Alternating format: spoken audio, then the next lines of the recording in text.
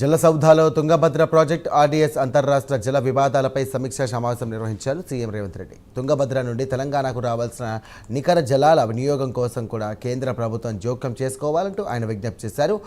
Tungabhadra dam నదీ ప్రవాహం నుండి తెలంగాణకు హక్కుగా 15.9 టీఎంసీల నీరు రావాల్సిందని, ప్రస్తుతం 5 నుండి 6 టీఎంసీలకు మించి అందడం లేదంటూ కూడా ఆయన ఆందోళన వ్యక్తం చేశారు.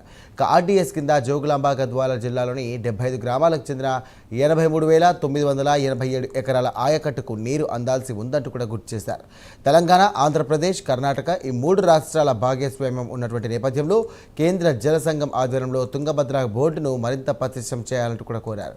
ఆర్డీఎస్ ఆనకట్ట భద్రతా పరంగా ప్రమాదకరంగా మారిందన్నారు. అత్యవసర మరమ్మతు పనులను సంబంధించి గుర్తించి వెంటనే చేపట్టాలంటూ కూడా ఆయన సూచించారు. తుంగభద్ర ఎత్తిపోతల పథకం ద్వారా సాధ్యమైనంత నీటిని వినియోగించుకునే ప్రత్యామ్నాయాలను కూడా పరిశీలించాలంటూ అధికారులను ఆదేశించారు సీఎం రేవంత్ రెడ్డి.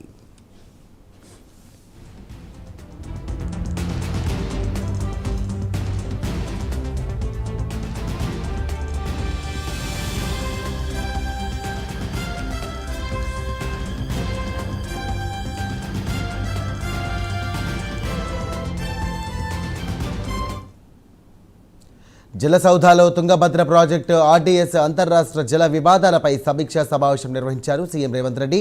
తుంగభద్ర నుండి తెలంగాణకు రావాల్సిన నికర జలాల వినియోగం కోసం కేంద్ర ప్రభుత్వం జోక్యం చేసుకోవాలంటూ విజ్ఞప్తి చేశారు. తుంగభద్ర డ్యాం అలాగే నదీ ప్రవాహం నుండి తెలంగాణకు హక్కుగా 15.9 టీఎంసీల నీరు రావాల్సిందని, ప్రస్తుతం 5 నుండి 6 టీఎంసీలకు మించడం అందడం లేదంటూ కూడా ఆయన ఆందోళన వ్యక్తం చేశారు. ఆర్డీఎస్ కింద జోగులాంబ గద్వాల జిల్లాలోని 75 గ్రామాలకు చెందిన 83,987 ఎకరాల ఆయకట్టుకు నీరు అందించాల్సి ఉంది అంటూ గుర్తు చేశారు రేవంత్ రెడ్డి.